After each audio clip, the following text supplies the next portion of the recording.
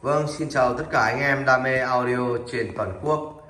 Và bác nào đang có những bộ dàn rất đẹp và những đôi loa rất là giá trị mà chưa có những cái thiết bị bảo vệ và để cho cái tiêu âm tốt, thì ngày hôm nay em đã gửi tới cho anh em một bộ kệ 2 tầng và một đôi chân loa.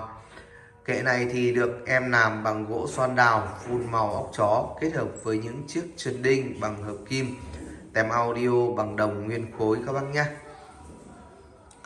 Và những đôi chân loa đang có kích thước 35 x 35 và cao 13,5 cm. Hàng này rất đẹp, chuẩn chỉ, đúng theo gọi là mẫu hàng đặt theo yêu cầu các bác nhé. Đấy.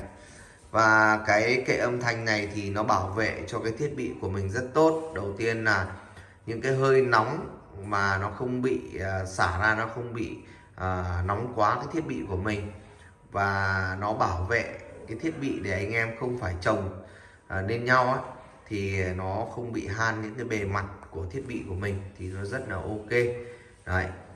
Và ngày hôm nay thì em lại làm thêm một đôi chân loa để cho anh em gọi là cảm nhận. Mà anh em nào đang cần những đôi chân loa như thế này thì có thể liên hệ trực tiếp với em các bác nhé. Theo số điện thoại ở trên màn hình, kết bạn Zalo với em nhận hàng đặt theo yêu cầu, theo kích thước, theo màu nội thất công năng của mình các bác nhé. Xin chào các bác.